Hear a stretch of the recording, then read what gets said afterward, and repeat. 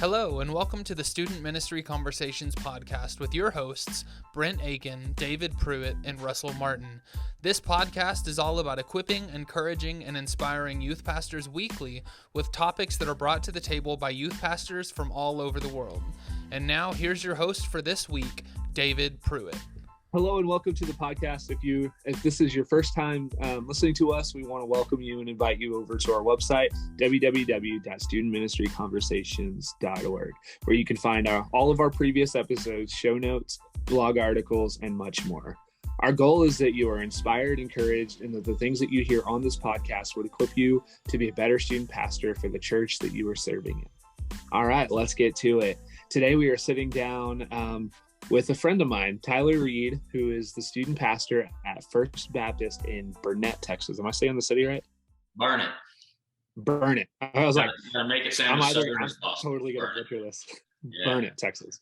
Yeah. Well, cool, man. Tell us a little bit about yourself. Oh man, well, obviously you know this. I am a second generation youth pastor. My father was a youth pastor for a lot of years. That's actually how David knows me. He mentioned earlier, I think the last time he saw me, I was probably about 7 years old. So anyway, I watched my dad through his youth ministry growing up, and decided pretty young that as I was in youth ministry, as I was a student in youth ministry, I played guitar for our youth group, and I did some of the things and volunteered in ways where I was like, wow, this is a really cool career path. This is a really interesting ministry. And so decided pretty young that I wanted to go into youth ministry. So I attended Hardin-Simmons University starting in 2014. The Hardin Centers, we got a good reputation Yes, there. sir. And I love that school. Graduated early from high school to go there, and then graduated early in college. So I started my first full-time youth ministry position at 21 years old. I started my first part-time youth ministry position at 17 years old, which is kind of ironic in a lot of ways. So my first full-time position has actually been here in Burnet. I'm in my 6th year now. I'm going on 26 years old. So, man, I'm loving it here. And I just feel like, kind of the topic that we're discussing today is really been relevant to my being here for as many years as I have, and the level of contentness that I have with this church and familiarity. And I'm just excited to be able to discuss that today. Yeah, man. I love that you talked about your first part-time was at 17. And that really makes a lot of sense so for those of you guys who don't know, his dad was actually my youth pastor growing up. His dad poured into me in ways that nobody else has. I'm entering my 20th year of ministry, and which is just crazy. But the biggest reason for that is his dad saw something in me at 13 that nobody else did, and he began to pour into me. And when he announced that he was actually leaving, he left our church to become senior pastor outside of Lubbock, right? Yeah. So that was going to be in Silverton, Texas, was his first pastor position. Yeah. So I remember when he left, I got an opportunity to step up in a lot of ways, and and also speaking of that, I mean, you're second generation youth pastor, but you also have other family.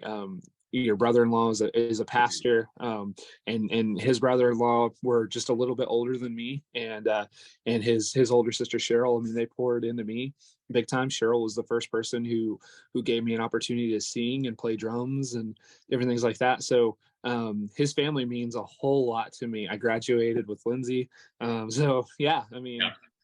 I remember there's not a memory in my life where John wasn't there. So he started dating my sister when I was probably like 4 or 5 years old. So right. When my family memory starts, John was already there. So I got to see him go through ministry. And yeah, like you said, I'm kind of a product of my environment for sure. Oh, for sure, man. It was so cool. I remember seeing on Facebook, and I think it was either your mom or your dad had posted that you were starting in ministry, and I was just like, man, I love that. It's so cool to see so many of you guys in ministry. You guys truly are like a whole legacy ministry family. So it's super cool. It has been. My grandpa was a pastor too. I mean, it goes right, past, exactly. It goes past dad, so it's been a while. Yeah. So, well, awesome, man. So tell us a little bit about, so our topic is really talking a lot about burnout. And like we were talking about earlier, you essentially have been in ministry in one way or another your entire life, whether that being a pastor's kid or your own personal ministry, and being at your church for 6 years, which, man, that's a huge accomplishment when you look at how many youth pastors burn out within a year, which is what we're talking about. So tell us a little bit about your passion in that. Sure. So, man, I think it goes back to when I was 17, I got that first, youth pastor position. It was a part-time position. It was at a satellite campus called Broadview West. It was in Abilene. And man, I loved that church. I loved the pastor. I loved being there. It's kind of how I discovered my love for youth ministry and truly getting to experience being in that position. I was only there about a year and a half. And I got married super young. All right. So I'm in this relationship with my wife. We dated for entirely not long enough, which was 4 months, and got engaged. And so, we're trying to look to the future. And so I'm starting to realize my $150 a week is probably not adequate at that point to support a new marriage. And so there's a church right outside of Abilene, which is First Baptist Church of Holly, and they had a parsonage. So I moved to that church and I was there until I graduated. Again, I graduated just over 3 years. So I moved to this church for another year and a half and got the opportunity to go to Burnout. And so I'm starting to kind of visualize, I'm like, man, I'm that youth pastor who has moved churches now twice in a year and a half, a year, what have you. And I was kind of bothered by that. I was kind of bothered because I grew up moving a lot. I moved every 3 to 5 years. That was kind of the youth pastor stereotype of the day. And so when I got to Burnout, I thought, man, I don't want to put my kids that I'm going to have at the time in the situation I was, where I was moving around a lot. And I said, so you know what? I'm going to really commit to being here long term, to being in this place. Now, in my head at the time, I was like, 5 years, whatever. So I started getting into this ministry and I'm like, man, why does anybody ever leave youth ministry? I don't understand. Everything was going so well. And there was never a time where it faltered. But around year 3 of being here in Burnout, I started to experience my first version of burnout, my first version of just the mental exhaustion, the time away from my family. At that point, I had a couple of kids at home and man, I felt like I'd come home for an hour, and see my kids for an hour and they'd be in bed. And then I'd see my wife for an hour and she'd be in bed. And so I was living this life where my days felt all the same. I felt disconnected from my family, from my hobbies. I felt like you get in this moment where when you first get into a youth ministry, you're growing this ministry, you're getting to know kids. There's this level of consistent growth and excitement. And then you're there for a while and stuff starts to kind of settle out, which is kind of viewed as a bad thing. It's a great thing, but it starts to make you realize, like, man, I'm doing the same thing. Everything is set up. My schedule is made. And it kind of brings you down a little bit. And that burnout, the way it manifests in me, burnout can affect everyone differently. But the way it manifested in me was it made people look at me and think that I was lazy. It manifested in versions of laziness. And what I mean by that is, I felt distant from people around me. I felt distant from the students. I felt distant from my calling. And that made me unmotivated to do certain things. I would procrastinate. I wouldn't go the extra mile. I was doing what I knew to be bare minimum so that I could get home and do these things. And it was exhausting. I mean, the mental exhaustion that came from running myself ragged and doing these things started to become really intense. So this was 2.5, 3 years ago when this was at its peak. And I kind of started the process of what I would find to be an effective treatment for burnout. And it was a total learn as I go thing. There wasn't someone who said, hey, here's what you need to do, and here's what worked for me. I just started to every day start to work on improving the little things. And I'm hoping, being on here today, I get to share that with someone who is dealing with burnout, who is struggling. And I'm really excited to talk about it. Yeah, for sure. So walk us through that process. What was it like for you when you, well, let's start with this. Like what prompted you to realize not only are you burned out, but that you either have to do something about this or leave ministry? I mean, I think that's the crossroads that many of us find ourselves.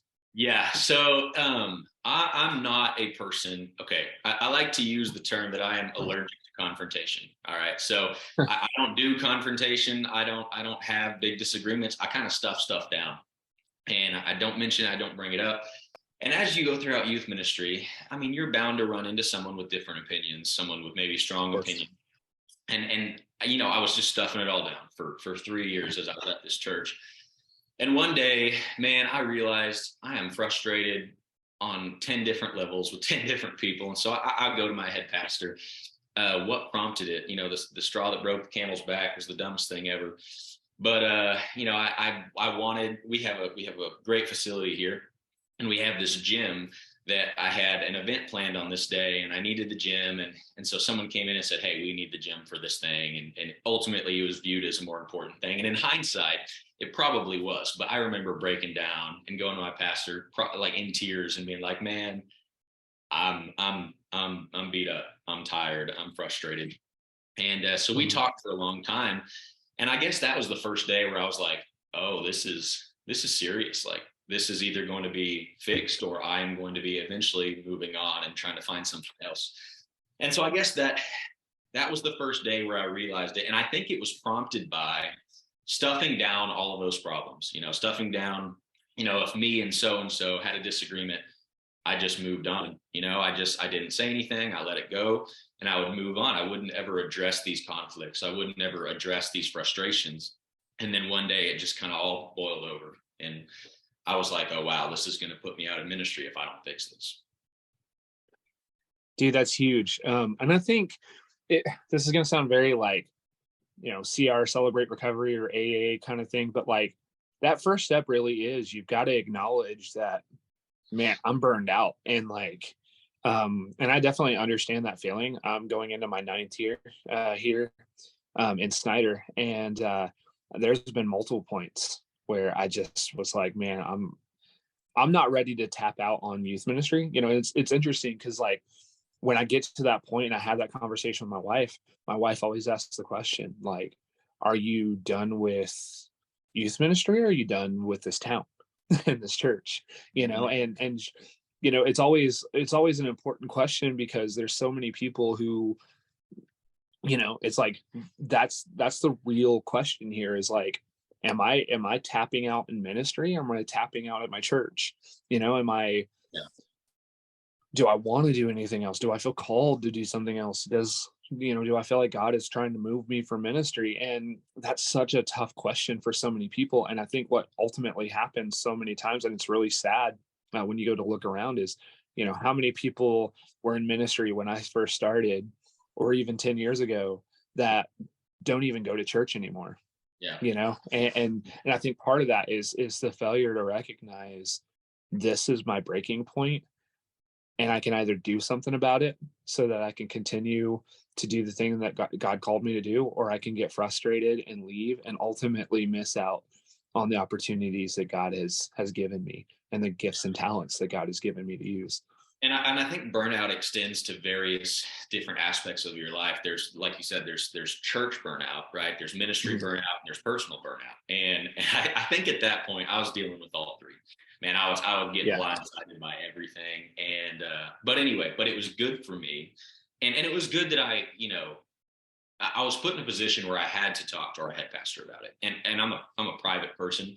I don't wear my heart on my sleeve as far as saying major issues out loud. I like to kind of just keep those to myself. So I'm going to him explaining all this, and he was like, man, I had no idea that you were feeling this way, going through these things. And so that was like a revelation for me too, that I could share these feelings that people would understand, people would, relate to. So. That's huge, man. I think it's really, really big that you took the time to talk to your head pastor, because so many times we don't, is exactly what you said. Like, I often refer to ministry, especially youth ministry, as an island. And so many times we feel very, very alone. We don't know who we can talk to. Sometimes the only people we talk to are, and it can be dangerous. Is sometimes we talk to our youth volunteers who we spend the most time with, and sometimes that could, turn around and be a dagger in your back when they're like, oh, you don't want to be here anymore, so now I'm going to go tell everyone. Well, I'm very fortunate with the volunteers I have, man. They're all so supportive and awesome. And it wasn't always that way though. Like the place I'm at now with my volunteers, I was not at in this point where I was desperate and broke down. And I'll get to that. Right. Well, cool. So, so where did you go from there? So you have this conversation with your pastor. What happens next? Yeah. So, and this was the start of a very slow process. The first thing that I needed, as I kind of just alluded to, at this point, I was doing ministry on my own. And I mean that completely literally. We had a very healthy youth group as far as student base and kids coming. I think we had 30 to 35 kids, and it was literally me. I mean, it was, for a large chunk of my life, it was me and my wife, right? We kind of tag teamed this, and my wife, Annie, she was never like full-time in it all, but she would be there. She'd help at these events. She'd do the girls groups. And then you have kids, and it's like my one volunteer has other responsibilities now, And Yep. so, and I never really realized how in over my head I was at that point. And so, we have this big conversation, and my pastor goes, man, you need some help in there. You need to get someone in there that is able to help you. And so, man, I go out and I start recruiting. And this didn't make it better. I start recruiting, and everyone's like, dude, I don't want to work with teenagers. That's not something I want to do. And I really felt like that was God taking the control out of my hands a little bit, because people started coming to me. Hey, I have a student coming up next year. I'd love to help. Hey, I have a friend that likes to help. And I just had to take my hands off the wheel and say, got it. These are the volunteers that you've chosen, and equip me. And it turned out to be the best decision I could have done. So the first thing I did was get some help. And then secondarily, and my volunteers will tell you this, it took me a while to take my hands off the reins a little bit. I'm still working on that. I try to, for a while they would come to me and be honest, and they'd say, hey, we're not in charge of anything. We're just here. Right. And that was not a healthy environment for them, which goes to my point. Not only do you need volunteers, you need volunteers that challenge you.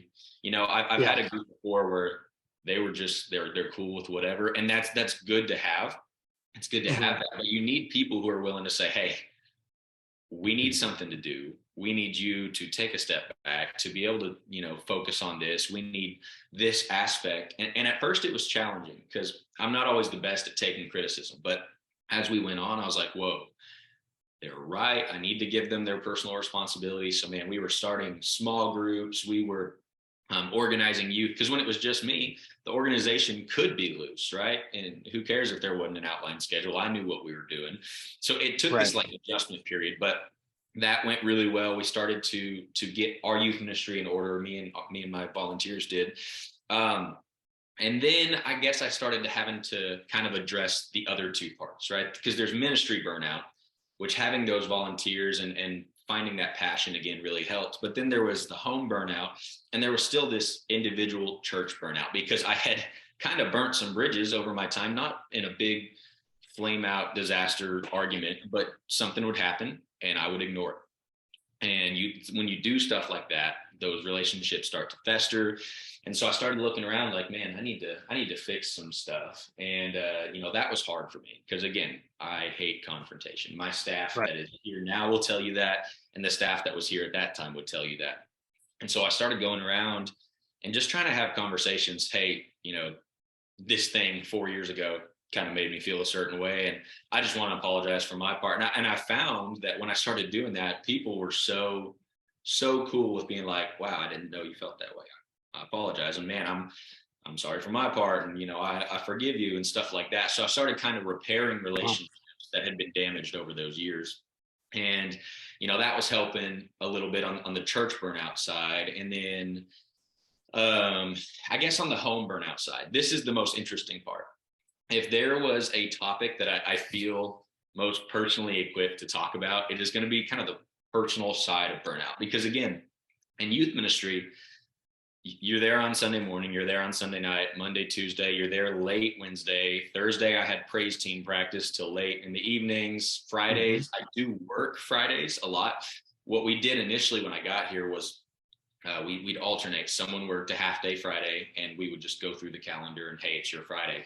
And I'll explain what I did with that in a minute. But anyway, I was working every day but Saturday, and there would oftentimes be youth events on Saturday. So I'd get home, my wife would be frustrated with me, like, hey, take these kids. I've had them all day. Like, it's you now. And so I wouldn't feel rested when I got home. And anyway, so there was all this personal side effect to being there as much as I was. And so I went to, again, I'm so blessed to have the staff that I have, the church that I have, and the pastor that I have, because they could have easily said, like, no, this is your job. You're here 8 to 5. Anything outside of that is your thing. But our church has always had this idea of comp time, right? If you have this crazy week, if you have a youth camp type week, you can take time off that following week. And, a couple days, it's not from PTO, it's based on overworking in the previous week. So started tracking my hours on my calendar. And in fact, I'm going to get this just to show you. I still do this to this day.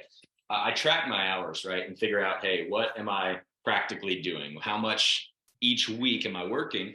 And at that time, I started looking at the numbers, and they were 48, 52, 56. And I was like, whoa, this is a lot of time off. So I go to my pastor and I say, hey, listen, I appreciate flexibility. I'm the kind of person that, man, if I had a crazy Wednesday night, I'd love to come in 30 minutes, an hour late on Thursday, just to kind of rest a little bit. Or if my daughter has this thing at her school, I want to be able to attend that. I really like being an active parent and spending time with my kids and spending time with my family. So I said, listen, can I use this comp time? Can I kind of go through my week, figure out where I'm at, and then use this time each week to go do things I need to do, to take my wife out. Me and my wife, when we do private dates, they're almost always lunch dates where I take an extra 30 minutes. We go to a town near us, we go eat somewhere cool, just her and I at lunch. And then we return back to work, and I get to go, I'll be going, later today to my daughter's Valentine's Day party. And I started attending stuff like that because when I looked at my calendar, I had the hours to cover what is a full-time position and then a lot.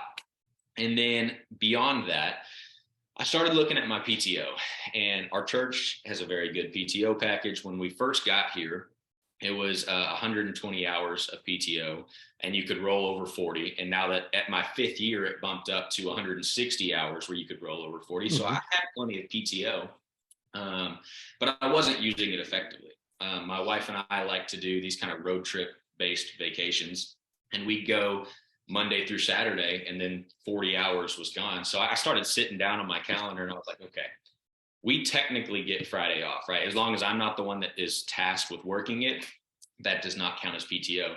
So I started doing these Thursday through Saturday vacations. Okay, that's a 3 full day trip where I have to take 8 hours of PTO for a 3-day trip. And so I sat down and started doing the math, and a 5 PTO day, 40-hour PTO week is Monday through Friday. So you can do a vacation that is Monday through Saturday with 40 hours, or I could take 7 3-day vacations and use that same amount of PTO. And so I started looking at that and saying, okay, I'm going to space this out where I get a break, just a 1 day away from church responsibilities, but I get this break to be with my family, to take time to rest and relax and kind of make that PTO work for me. And that was how I started kind of calendaring out these vacations, almost every 6 weeks or so. I was able to get away and do a trip and spend time with my family, as opposed to taking a week out of our summer. And so anyway, right, I started finding these times to spend time with my family and allowing our calendar to work for us, because we have a crazy job. We have a crazy life. We're going to take time out of our days and our afternoons and our evenings, but that doesn't mean you can't spend time with your family. And that starts with really clearly communicating, talking with your pastor, talking with your elders, your deacons, whoever you need to discuss that with, and just say, listen, if it's all right with you guys, I'd like to do my calendar a little bit differently. And when you look at my calendar, it's 4, 7.5, 7, 11-hour days, 7.5, 4-hour day. It's all. And, their request was, hey, communicate this clearly. document how many hours you have. And so I do that. And the flexibility that it gives me allows me a lot of peace, a lot of rest, time with my family, able to do things that with my wife, just her and I, and it all kind of accumulates where your time in office is so much more productive. It is so much more encouraging, and you're happier when you're here. And it all worked together to kind of relieve some of that work. Man, that's huge. Like, and I love that you kind of pieced it out and looked for ways to address and tackle all the problems, not just one. Because I think, many of us get in this kind of rut where ministry really is our life. Yeah. In the last podcast we were talking about, it's like, there's no clocking in and out. There's no like, okay, all right, I'm going to take my job coat off and I'm done for the day. Like, there's still going to be texts. There's still going to be phone calls. Text me till midnight, 1 a.m, 2 a.m, and like, man, Yeah. I'll go up to a text where I'm like, well, that's pretty serious. I need to answer this. Yeah, of course. Last night I was talking with a student for hours. I mean, it was probably 11 or 12. And Annie always asked me, who are you texting? Why are you texting a book? And I'm like, man, theological questions at 11 o'clock, those are the best. Like, this is what I look for. So, yeah. Oh, for sure. Or even that student that like is going through something really, really crazy. And that when they text or they call, you have to be there, because if you don't, they may not be there the next morning. And I've got several that, those are the ones that keep you up at night. You're like, okay, it's like you're replaying every little conversation. Like, was that as positive as I thought as it was? Did I really get through? Stuff like that. I mean, and I think part of burnout occurs when you're not necessarily seeing the big results. I remember one time, because we have an incredible children's ministry here. Everyone jokes that they already come to youth saved and taken care of. So, we just got to get matured. But I had a comment one time. You hear these comments and they like burn themselves in your brain. But I remember someone just casually saying, like, man, we don't see very many youth baptisms, not near as many as the children's ministry or whatever. And so, man, that got me down. Like, man, what results am I seeing? How do I know that this is changing people's lives? And so you really got to celebrate the victories that you get in student ministry. You have to take time and say, hey, man, this kid who hasn't said a word in small group all year really poured out his heart this Wednesday. And man, this other kid who's is going through a breakup really is leaning into the church. And you got to look at those victories and be like, man, a difference is being made. And I think one kid specifically that kind of pulled me out of that funk, he started coming with a friend 2 years ago, roughly. And so his friend was moving, and he came for the first time the Wednesday of that one friend's last Wednesday. And I thought, man, I will never see this student again. He came with his friend who's now gone. He will never come back. And he came back the next week and knew nobody. And his friend let me in, man. He may not be a believer. I don't think, he really knows anything about Jesus. And so I was like, all right, I'm going after this guy. I am pursuing him in all the ways, as far as making sure he knows who Jesus is before he inevitably decides he knows no one here. And week after week after week, he kept coming and coming, to the point where it was a little frustrating, because, man, I'm preaching the gospel to this kid and going way out of my way to talk to him. And I appreciate him so much, because he was like, I don't feel like I'm ready, And I was like, that's cool. So anyway, every major youth event, I'm spending the weekend praying for this kid before it starts, and praying over him. And then finally, over a year later of constant attendance, every time the church door was open, he was here. He prayed and accepted Christ into his heart. And I was like, that's it. That's why we're here. This is the one. And it's been life-changing. And seeing him, he's still so active in the youth group. And he was the one I was up with, talking about theological questions at 11 o'clock last night. And it's just so cool to see that. It's so encouraging when you see someone's life radically changed and radically different from when they came in. So celebrate those victories. Yeah, for sure. And that's one of those things where it's like, it's a reminder of why we do what we do and why we continue to pour, and there are, I mean, there's always that student that you're just like, man, am I making any kind of difference? Am I making an impact? And, then when they do accept Christ, or, one of the big things for us is we don't have a huge ministry, but one thing that, like, one of the metrics that has meant so much to me is, like, over the last year and a half, we've had 9 different students accept some kind of call to ministry, whether it Yeah. be pastoral or youth ministry or worship, or, even some of those that are like, man, I know I'm called to ministry. I have no idea where. Let's Yeah. discern it. And for me, I'm like, I could have 100 students who know nothing, or I wouldn't say know nothing, like that they know Jesus, but they're not really plugged in. They're not really serving. But if I have a handful of students that are like, not only do I want to go all in, I want to make this my life. And Youth I know that pastor. God is calling me to something bigger. And I'm like, dang, Yeah. dude. Like, to me, I'd love to have 100 students that are all called to ministry. But I think the ultimate goal there is to bloom where we're planted. And when I see so many students who are doing that thing, like they're really making this, like, they're not playing church. That's the big thing for me, is like they're not playing church. It's a big part of their life, and ministry. They realize, like, I have a part in ministry, and whether that's a full-time thing or not, like, I have a part in this, and I'm going to do it to the best of my ability. And there's just, like, no better validation in what we do than to see so many people step up and accept their call in their life. And it's I don't know, it's just such a rewarding thing. Absolutely. Absolutely. Man, I love it. So we've talked about personal burnout, we've talked about ministry burnout, we've talked about church burnout. Um, and what I love is you did say it was a slow process. Like, it wasn't like the situation where somebody handed you a book that said, "Hey, here are the 5 keys to getting yourself out of burnout." Sometimes Yeah. it's just that experience of, like, okay, here's an area, let's tackle it today. And tomorrow, here's another area, and we're going to tackle that.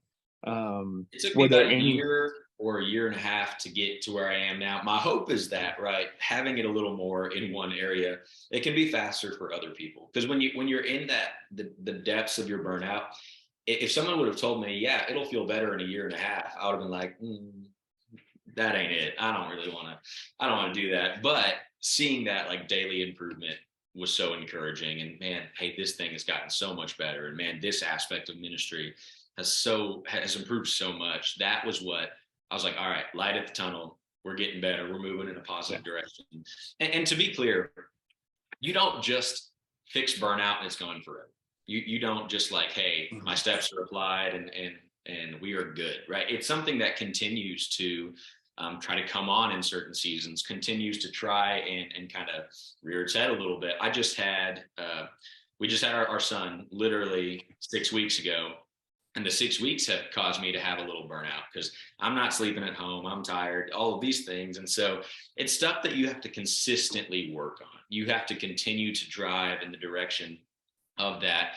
And, I think something I haven't mentioned earlier, one of the biggest parts that helps me is, like you mentioned, trying to remember why you're here, right? Spending individual time with students and hearing those victories and seeing the things they struggle with and be like, hey, you know what? Being here, making a difference in this kid's life is worth what I'm going through. And I think when you put that in the balance, when you look at, man, this is heavy, this is hard, this is challenging, but look what it's doing in kids' lives, I think that helps put it in perspective of what is worth it, and why you're here. Mhm. Well, and I think sometimes we know going into ministry, like, and every Wednesday night, like, no matter what we're talking about, whether it's like a straight up Bible study, like right now we're going through the book of Philippians, or it's like a topical series, we always have to be ready to answer the who, what, when, where, why, and how in every situation. And I think sometimes we do so much of that for others that we forget about answering those questions for ourselves and remembering the why.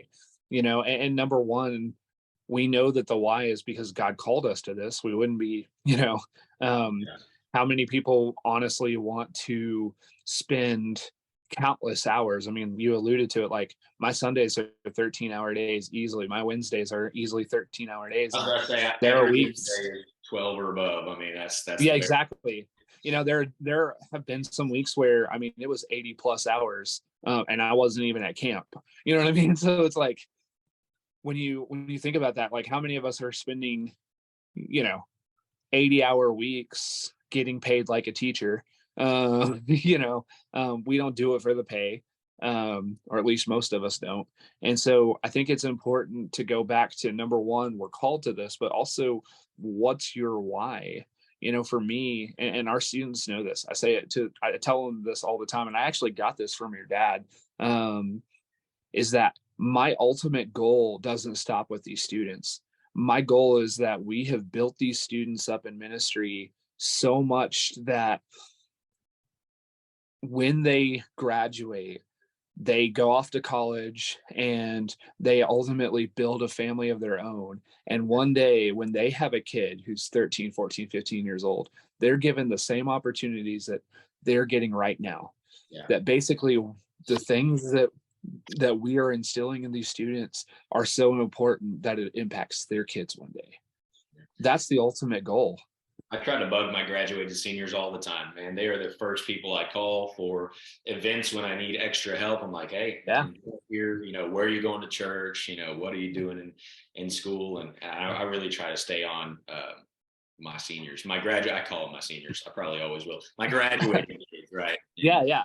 Well, and it's hard too, because like right after this, I'm getting coffee with a student that graduated 5 years ago. She messaged me yesterday and said, hey, I'm going to be in town. Would you like to get some coffee?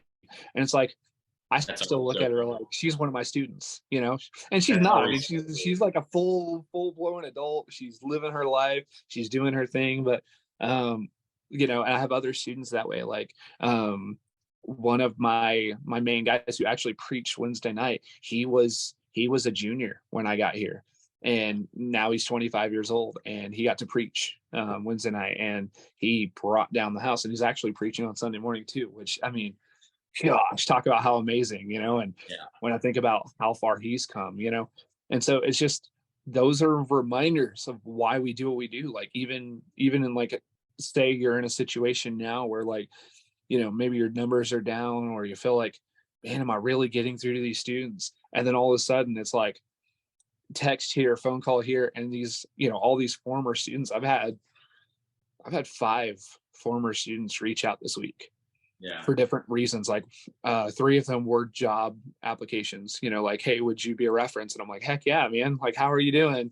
And stuff like that too. And then you get an opportunity to check in, and it's just like, man, clearly the goal is that we're reaching these students in a way that it would change their life. And, when they're still reaching out to you 5 years after they graduate, clearly, it's the most encouraging thing. I mean, it is man, so cool. Because, I mean, I fully expect them to graduate and never want to have a conversation with, so many, especially in a small town. They want to move to a bigger town, and they want to start their life, and they want to do things. And it's like, and that's one of the hard things too. It's like, you spend so much intentional time with somebody, and they graduate and they're just gone. And you're just like, oh man, like I legitimately get sad. Yeah, it's funny you say that. I think part of what my breaking point was that year, I came into First Baptist Burnout with this really core group of kids who were like in 8th and 8th grade at the time. But when that group graduated, my OGs graduated, I was like, oh man, like, right. That's really sad. Like that you're excited for them, but at the same time, like, I one of my goals when I came here, I talked about this a little bit in our last podcast, was like, we had seen so much turnover in this town. For some of the students, when I first got here, I was youth pastor number 4 they had experienced. And that's just awful. Like, dude, crazy. I had one youth pastor until I took over. Yeah, I think and it was your dad. You know what I mean? Like, your dad was like fully devoted, even like, and we even knew just from conversations with him that like he struggled with his senior pastor at the time, and they were very different people who had very different passions. And even then, I mean, your dad was there for ever, or at least what felt like forever, and I mean, I guess I don't know how long it was. I don't remember. It was a long time ago, but I was it too was young, similar, dude. I barely remember. right? I I was remember so South young. Georgia. I remember the youth room. It was called the House, right?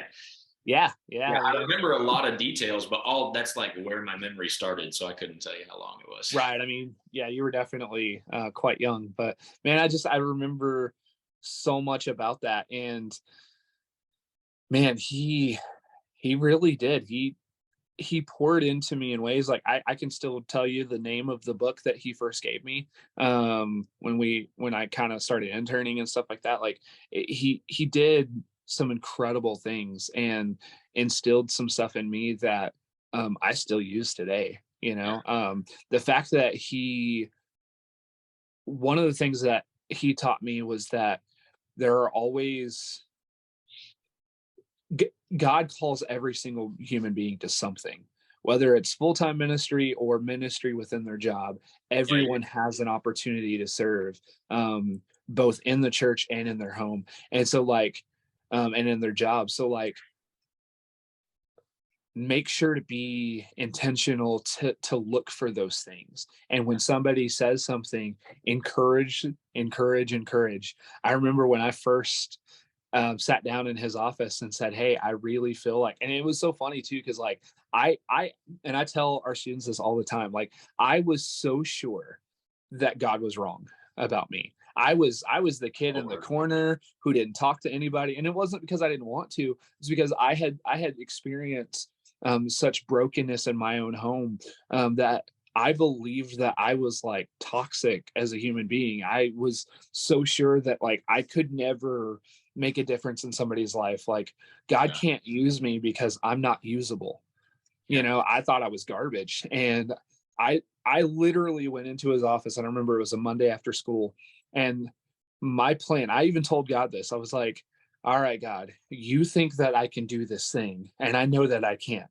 And so I'm going to go to a professional. I'm going to go to a person who's doing this, and he is going to tell you that you're wrong. And so I walk in and I tell him what I felt like God was calling me to, and he immediately pulls out a binder with my name. And he had been like collecting all these materials and stuff for me, and a book and different things like that. And he was like, "Man, I've known you were called since the day I met you." And like he was preparing the way before I even knew it. Like he saw something in me. God had given him that vision so many years before, and like he was prepared. You know what I mean? He was prepared for me. And like, and I was like, whoa, whoa, whoa, whoa, whoa. This is not how this is supposed to go. You're supposed to tell God that he's wrong so that I can you get didn't him to follow the shut up. script. You didn't follow the And script. it wasn't that way at all, And so I think, it was such a cool moment and such a pivotal moment for me in my own ministry. The fact that and I know that there was burnout for him. I know that there was, and I know how much he was struggling at the time.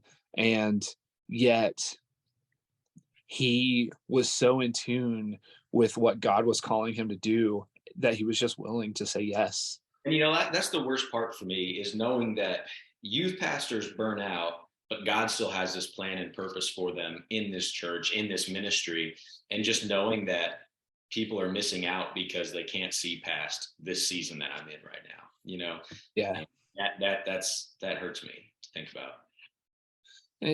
For sure, man. Like, and like you said, man, so sixth year here, I look around and I am on like generation 3 of some of the youth pastors at these churches. And it's hard for me because, it affects kids. You don't think it does. When I first moved here, it was like 6 months in, a year in, it was a silly thing. But the kids threw me a surprise party. They bought me a Nerf gun they called the Shusher. And anyway, they just threw this thing, and I was like, "Hey, it's not my birthday, what the heck's going on?" And they're like, "Man, we haven't had a youth pastor that has stuck around and cared about us in a long time. And I was like, ooh, like that's sad. Like but Yeah. and that's not to say, for the record, that no one stuck around, nobody cared about them. However, that was their perception. They said, Right. dude came, dude left, dude came, dude left, dude came, dude left. And seeing that and the effect it made on them just instilled in me further, like, oh no, I'm here. I'm here for the long run. I'm here to, and I don't know when it stops, because I get attached to these young kids and I think, all right, I'll move on when they graduate. Then I get attached to the next group of young kids and I'll move on when they graduate. So I think I'm just in this constant loop. Yeah. So. Oh, definitely. Like, and it was funny because I let our students know early on, because one of the first conversations I had with the student here was like, he was like, man, no disrespect to you, but like, you're number 4. And I just can't invest in another youth pastor who isn't going to invest in me. Oh, yeah. And that broke me, man. And I told my wife before we even made the move, my goal was always to take a group from 6th grade all the way on. You know, it was like, after that, whatever God calls me to do from there, but like, I want that full 7 years. Yeah. I want it. And so when I came to Snyder, I told him, I was like, guys, I will guarantee you this, as long as God will allow me and this church will allow me, I'm taking a 6th grade group all the way through. And when I got there at year 7, and they graduated, I was in tears, man. I was like, and it was so funny because I had so many students who were like, you made your goal. Like, what does that mean for you now? And I was like, you know what that means?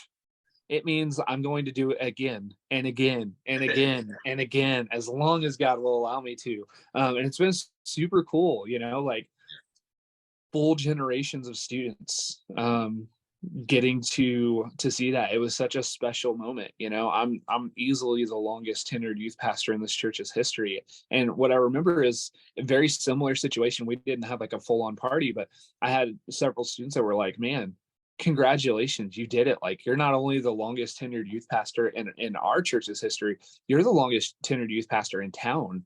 Yeah. And I remember having the opposite. I'm not quite the church tenured yet, but in town, I'm the old man, dude. I've been here. Oh, for sure. Comparison. So.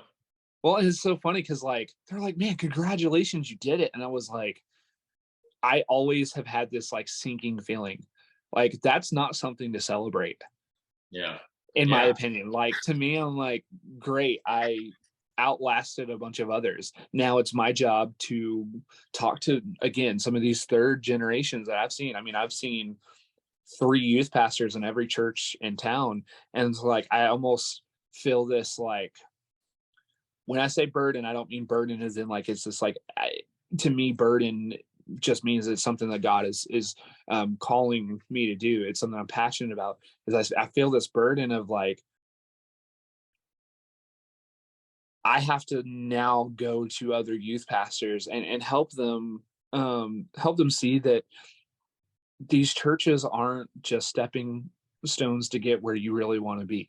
It's not about being in a mega church. It's not about, being this like rock star youth pastor. It's about blooming where you're planted.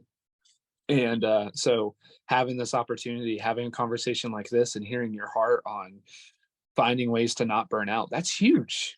And, I think a lot of people, they see unhealth within a church and they think it's an unhealthy church. Every church is going to have unhealth, right? I don't think there's ever been in the history of the world, except for maybe the one that Jesus had with his disciples, there's never been a church where everything was perfect, where there was no conflict, where there was no butting heads. And so anyway, people get in and they see that and think, man, unhealthy church. No, churches have unhealth. That does not make them unhealthy. And what do you do when you're unhealthy? You go and you start to fix it. You start to address problems. You start to address the underlying issues. But so many people are like, I'm out. This is too much for me, And I just want people to see that, man, even when you walk into a situation that's unhealthy, it's so funny. When you look at the guy before you, right? We all have that term, set such a precedent in one way or the other. There was this, a local church here. The guy that was here for about 3 months. He overlapped me for about 3 months and he was awesome. I mean, the youth pastor pedestal. He's on top, right? He's the dude. Yeah. And I thought, Lord help whoever comes next over there, and there's been other churches where I'm like, hey, your job's going to be pretty easy. You just got to not be that guy. So yeah, it's exactly. funny because you get compared to whoever was before you in one way or another.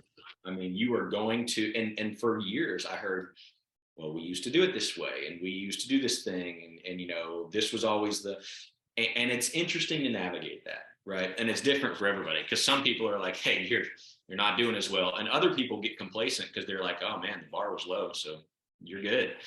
And it's really interesting. But there's always unhealth in churches. There just is. There's going to be issues. But again, kind of like my thing earlier, you really got to resolve conflict, not avoid it. For years, I was and I still, that's my tendency to this day. But you've really got to go into conflict and talk about it and have those hard conversations as opposed to running away from it. That's huge, man. And I think if all of us can come to that place, because I'm in the same way, like we even joked about it in staff this last Wednesday. It was like, everybody knows that David is the pacifist, but like, if I have to, throw down, I will, and man, that's something I really have to fight. And I think part of it too is like growing up the way I did. Like, my dad was a really aggressive person, and my mom was an aggressive person in a very passive way. And so, like, I guess there was a part of me that just goes, I don't want to be like that. I don't want to be, because my dad was the exact opposite of me. Like, he will confront a wall if it looks at him wrong. And I'm like, dude, it's a wall. It can't look at you wrong. And he's over there fighting with the wall. Like, I don't want to be that guy. And, sometimes you have to. And I love, like, what you said, like, when you started confronting relationships, even from, 3 years ago, that you were like, man, I'm still kind of feeling a certain way. And, having those conversations, and more times than not, they have no idea. Yeah, and those are the worst ones. So when I did that, I also went back and thought of the people that I had wronged, right? And when you're in high school, you do stupid things. And I remember something I said to one of my coaches, just some joke. I was like, I'm going to call him, whatever. So I called him and said, hey, or I messaged him or something. Said, hey, I don't know if you remember when I was in high school, I said something really stupid. I apologize. And he was like, what are you talking about? Like, I have a memory of this. And I'm like, well, I do. And it's been weighing on me. I just want to tell you, I'm sorry. And he's like, cool. All the same to me. Oh man. And I've had those conversations where it's like a relief. You're like, oh my gosh, like it's not even a thing to them. And, and then I've also had kind of those moments too. I'm like, what do you mean you don't remember? Like, this has kept me up for years. Years worrying about this thing. And you're like, you don't even remember it happening. Like, how dare you? Like, yeah, absolutely. Absolutely. But man, that's the important key there is we have to confront our mistakes, and we got to confront the people who have wronged us. And when we do, we can find a lot of healing, both personally and in ministry. And like you said, you realized there are 3 different areas that you had to work on, and over time you did. And that's the big thing too. And I think it's important to point that out. Like, a year and a half may seem like a long time, but like, especially in our instant gratification culture where we're like, can I just take the pulpit, like, say all my sorries, everyone hugs me and says it's okay, and now everyone loves me now? Like, we want that like instant fix. And sometimes we have to wade in the murky waters until we get there.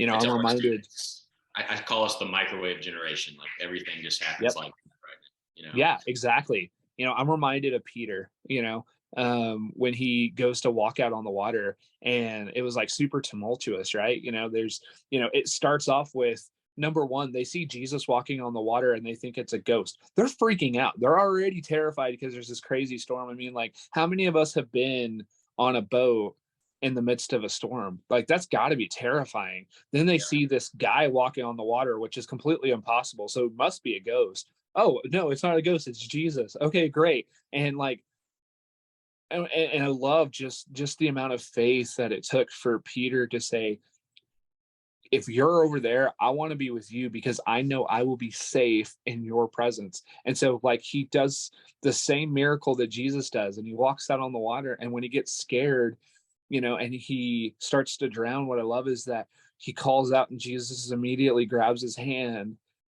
and they walk through the storm. And I think that's the part that we miss. So many times we look at Peter and we're like, you have little faith. Why did you doubt? If you would have just kept your eyes on me, like you would have been fine. But the truth of the matter is like, it's very, very difficult to keep our eye on Jesus in the middle of the storm. When we're going through sometimes absolute hell, we lose our focus on Jesus, and we're the people who are supposed to be leading this. And people are like, well, surely you've got a great relationship with Jesus because you're a pastor.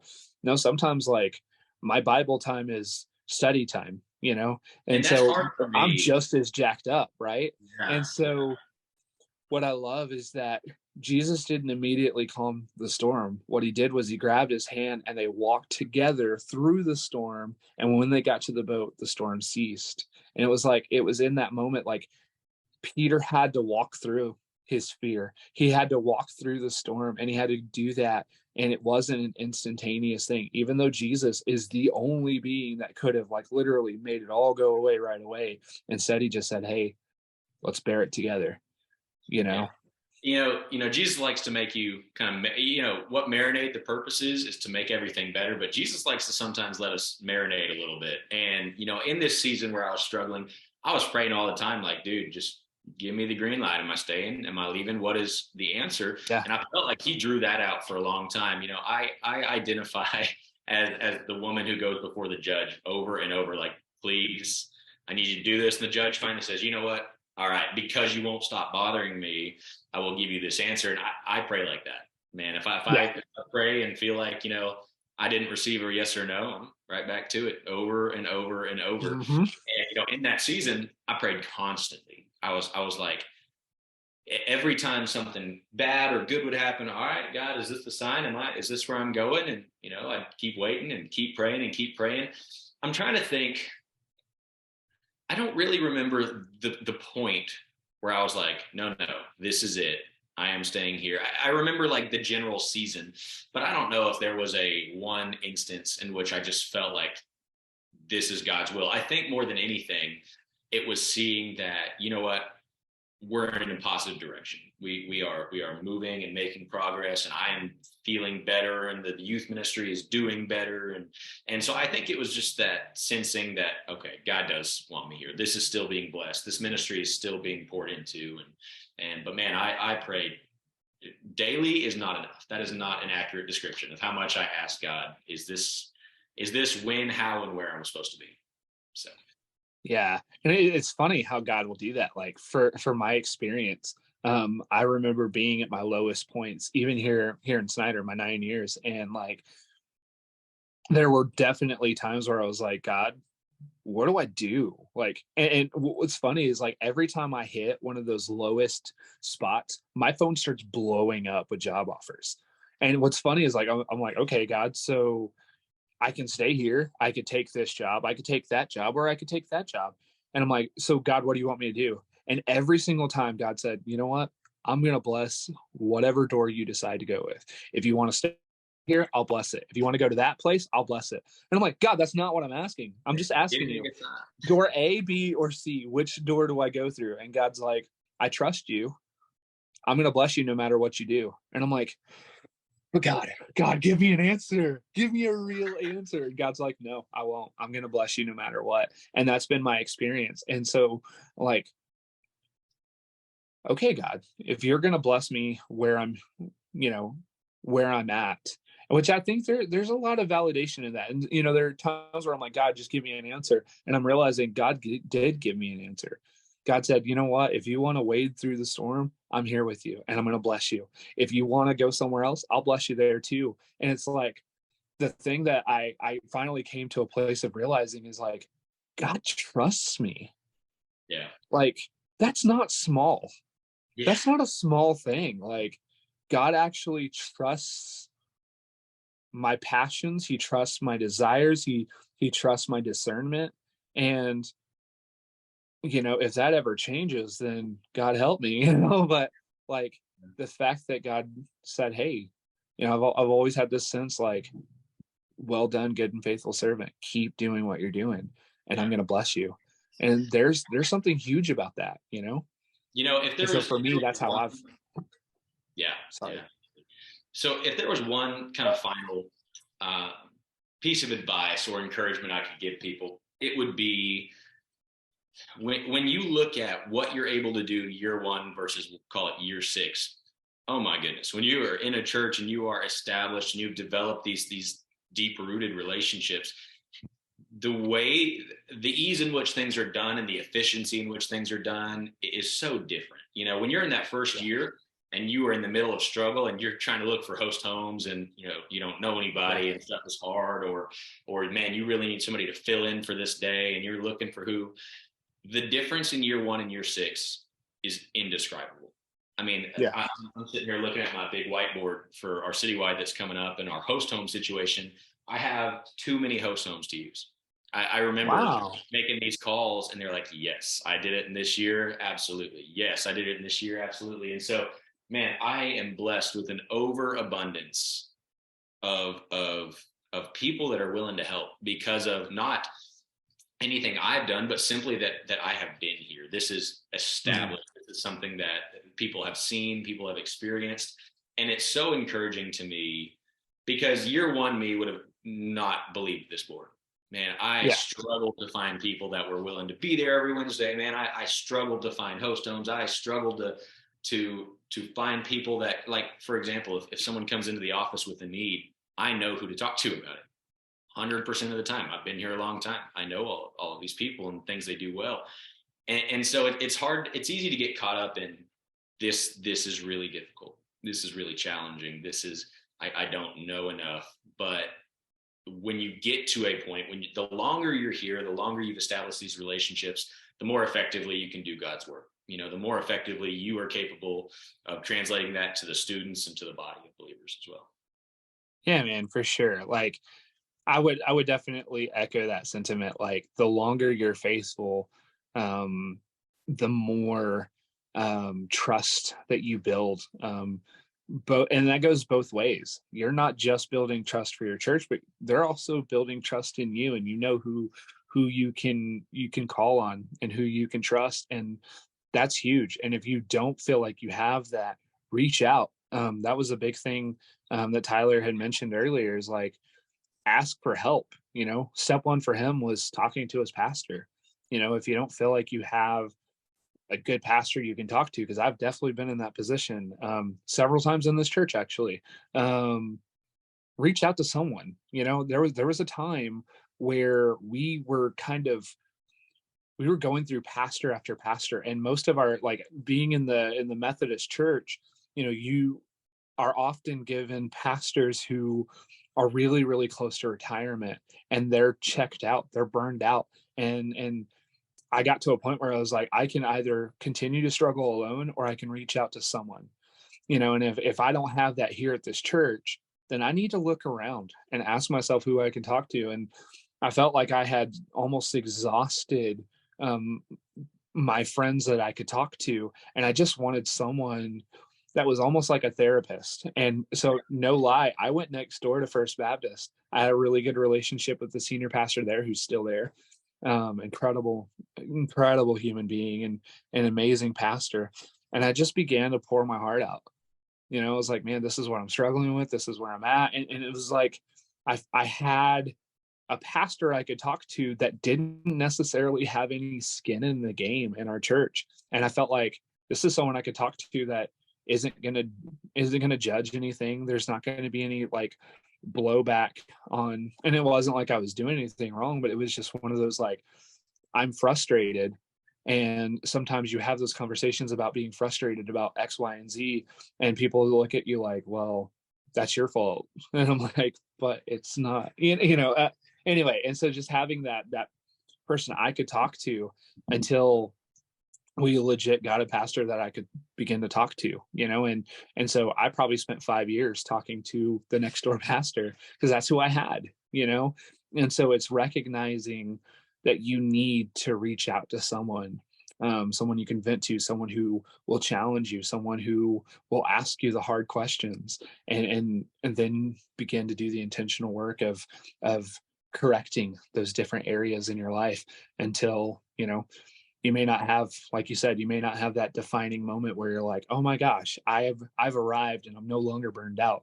But you take I think journaling is so important, and you go back and reread your journal and you're like, oh man, I was in a that weird thing, right? It's like, I always tell our students that the thing that you think you can't get past may be the very thing that you look at 6 months from now and realize you don't even remember that thing you were going through. And I think that's huge. There's so many times in life, and maybe you're listening and you're in that place of burnout and you're like, man, I can't get past this. But 6 months from now, will you even remember this trauma that you think that you're going through right now? And sometimes that gives us that hope, that light, that door where we're like, man, 6 months from now, maybe I won't be so much in the thick of this. Maybe it'll be less hard, and ultimately it comes down to just taking that one step every day. Even if you get knocked back 8 steps, today I'm just going to try to take one. And that's huge. What I think is so cool about y'all's podcast, and I'll cut it off here, is that, I try to really intentionally meet with youth pastors regularly, whether that is our Burnout youth pastors, Marble Falls youth pastors, because it's so reassuring to hear other people in your position be like, yeah, dude, this is hard. Or yeah, man, this is a struggle I go through. I found so much encouragement in that. And in fact, there was a youth pastor that I met with forever over at Hill Country. His name's Michael. We met, once a month, roughly once or twice a month, went out and had lunch together. And then he moved on to a different position within his church. He calls me to this day and says, hey, let's meet up this week. Let's talk, see how you're doing. And that, that community made such a big difference for me. It was so encouraging. And so seeing, what y'all's podcast is and being able to, get these members of different youth groups and say, hey, I'm going through the same thing. That's so cool. And that's so encouraging. Yeah, it's so important, man. And if you're listening to this podcast and you're like, I don't really feel like I have that community, please reach out to us. I could tell you, myself, Brent, and Russell, that's what we do. I intentionally meet with youth pastors. Brent has about 5 young youth pastors that he meets with every single month. That's what we do. That's what we're here for. And if you don't feel like you have that, or maybe there's a favorite episode and you're like, man, I heard this youth pastor and they said so many things that just made me feel like I wasn't alone, you can reach out to that youth pastor too. And so just reach out. That's the biggest thing. Number one, you have to reach out to someone. And if we can be that resource for you, please reach out to us. And that's what we're here for. So in closing, we ask that you would partner with us by sharing our podcast with the greater student ministry audience. Share our podcast with your youth pastor friends or on social media. Tag us in a specific episode that really stood out to you. Either way, be sure to tag us in the post on your favorite platform by using @TalkStudentMin. Finally, if you would like to be on the show in the future, please reach out to us on social media or send us an email to podcast@studentministryconversations.org. And we would love to set up a time for you to join us. Man, Tyler, thank you again for taking the time. Man, an amazing conversation. Man, and again, just on a personal note, it's so exciting to see what you're doing. Man, like I said, seeing you as a kid, and now being in ministry and being at your church for 6 years, man, that's a huge accomplishment. My hat's off to you. Definitely praying for your ministry. And to everyone listening, have a great week, and we'll catch you on the next one. Thank you, guys. Appreciate it.